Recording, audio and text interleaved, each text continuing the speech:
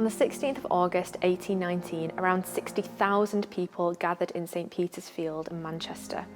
Henry Orator Hunt had been invited to speak at a meeting called to challenge the Corn Laws, legislation which kept the price of wheat artificially high in the interest of landowners, and to advocate for parliamentary reform. Manchester, which had boomed during the Industrial Revolution, didn't have its own Member of Parliament, and there was a cry for both representation and universal suffrage, although the term universal did not yet extend to women. The meeting ended as a massacre. Around 18 people died and hundreds of people were injured as the yeomanry charged the crowd, sabres drawn, in an attempt to arrest the speakers and disperse the peaceful protesters. Amongst the dead were Margaret Downes, Mary Hayes and Martha Partington. Roughly 1 in 8 of the crowd were women, who appeared to have been disproportionately targeted by the yeomanry. Many had worn their best clothes and carried their children in their arms. Later accounts pointed to the presence of these children as evidence of the crowd's peaceful intentions. In many of the prints that were produced in the aftermath of Peterloo, one woman's image stands out. Not an injured figure trampled on the ground, nor a caricatured version of a subversive and grotesque female campaigner, but Mary Fildes, president of the Manchester Female Reform Society. Mary's presence on the platform is hugely significant. Her role represents the crucial part that women played in the fight for reform and political representation. Mary was born in Cork, Ireland in 1789, although it is unclear when her family migrated to Manchester. In 1810, she married William Fildes, a reed maker, which was a branch of the weaving trade. And as the historian Robert Poole writes, her husband's family were successful grocers and seemed to have been committed loyalists. But Mary and William were reformers.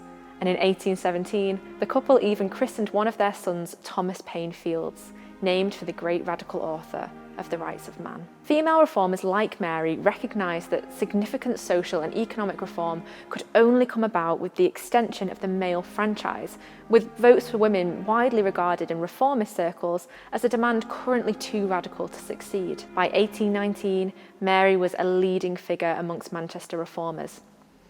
The Manchester Female Reform Society, of which Fildes became the president, hosted its inaugural meeting in July 1819, and their address was published in the Manchester Observer. We are thoroughly convinced that under the present system, the day is near at hand when nothing will be found in our unhappy country but luxury, idleness and tyranny on the one hand, and abject poverty, slavery, wretchedness, misery and death on the other. To avert these dreaded evils, it is your duty, therefore, to unite with us as speedily as possible and to exert your influence with your fathers, your husbands, your sons, your relatives and your friends to join the male union for constitutionally demanding a reform in their own house, the Commons House of Parliament. On the 16th of August 1819, Mary Fildes rode in Henry Hunt's carriage past the excited crowds on St Peter's Field, waving her handkerchief as a flag. Joining the other reformers on the hustings, Mary held high the Manchester Female Reform Society's banner.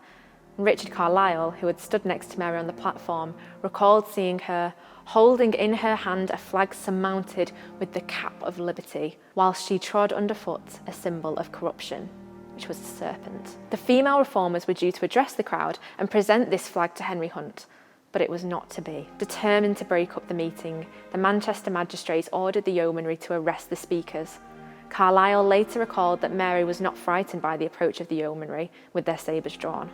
The Peterloo Relief Fund book and her petition to Parliament record, however, that Mary was beaten by one of the special constables. To my utter astonishment, a quarter of an hour had scarcely elapsed when I saw a troop of the yeomanry cavalry, without the least provocation or cause on the part of the assembled crowd, ride furiously over the people. They were cutting and slashing with their sabres right and left, men, women and children. In a few minutes after this dreadful havoc had commenced, I was rudely and violently assaulted by a special constable of the name Hafer. He struck me down with a heavy-weighted truncheon for the purposes of my destruction, and even as I lay on the ground, he continued to strike me. Hafer then forcibly wrenched out of my hand a pocket handkerchief, with which I was wiping the blood from my forehead, and made the most dreadful oath before putting the handkerchief in his own pocket. He has not returned it. In a state of utmost exhaustion, I then attempted to make my escape from the horrid carnage that was presented on every side. I'd only stepped a few yards when a violent sabre blow was directed at my head. This was only warded off by the truncheon of a constable who happened to recognise me. Another report from her friend Isabella Varley also refers to Mary's dress being caught on the hustings as she tried to escape, and of her exposed body being slashed by one of the yeomanry, all the while fighting furiously not to give up her banner.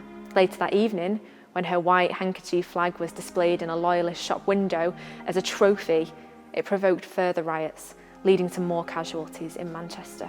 Unlike many of the other reformers, Mary avoided arrest and continued to play a significant role in the aftermath of what was soon dubbed the Peterloo Massacre, petitioning Parliament and calling for justice. In 1833, she co-founded the Female Political Union of the Working Classes, which sought to mobilise women for the radical cause and keep alive the memory of the events of 1819. Mary later joined the Chartist movement alongside her sons and travelled across Lancashire delivering lectures calling for parliamentary reform. Although so little is known of Mary's life, especially compared to the later suffragettes and suffragists, what we do know illustrates the important role women played in the reform movement. Perhaps Richard Carlisle summarised it best when he said of Mary Fildes, "Joan of Arc couldn't have been more interesting."